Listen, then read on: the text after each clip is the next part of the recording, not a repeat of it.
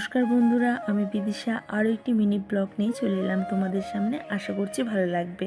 দেখো বিকেলের ওয়েদারটা কতটা সুন্দর, আর আজকে যা হারে গরম পড়েছে, তাতে করে সকালের দিকে বাইরে থেকে বের হওয়া মানে একেবারে সম্ভব না। এই যে একটা তোমাদের সাথে জিনিস শেয়ার করছি, এই যে গাড়িটা দেখছো, তো এটা হচ্ছে একটা পোস্টারের মতো থিম। যাই হোক, রাত্রের দিকে না এটাতে অনেক সুন্দর লাইটিং জ্বলে। তো এটা একটা বার কাম রেস্টুরেন্ট। যাই হোক, তো এই রাস্তা দিয়ে আমরা সবসময় যাতায়াত করি, তাই জানি।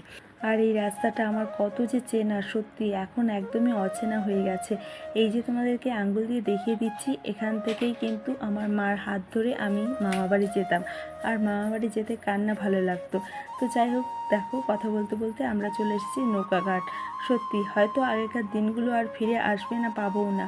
এখন তো মা নিজে পায়েই হাঁটতে পারে না, কি আর হাত ধরে যাব। মাকেই পারলে আমাদের হাত ধরে নিয়ে যেতে হয়, সেটাই সত্যি। কারণ একটা সময় সন্তানদের মানুষ করে, আর আরেকটা সময় সন্তানদেরই দেখতে হয় তার বাবা মাদের। তো সত্যি তেমনই হয়েছে। আমার মার শরীরটা ভালো না, আর আজকে দেখো, আজকে যাচ্ছি আমার মাসিকে দেখতে। আমার মাসির শরীর ভালো না, তাই আমরা বিকেলের দিকে যাচ্ছি নার্সিংহোমে।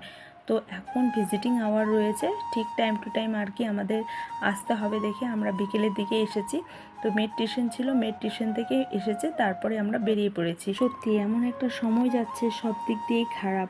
একদিকে আমার মা পড়ে রয়েছে, আরেকদিকে হুট করেই মাসির শরীরটা খারাপ হয়ে গেছে। যেই মাসি আমার খোঁজ খেয়াল নিত, মার কথা ভাবতো, বলতো, সেই মাসিও আজকে অসুস্থ হয়ে গেছে। সত্যি কি হয়ে গেল সেটাই ভাবছি। এই রাস্তাটা আমার কত চেনা, অচেনা একটা, আর ভালো লাগছে না। আমি তোমাদের সাথে ভয়েস ওভারও দিতে পারছি না।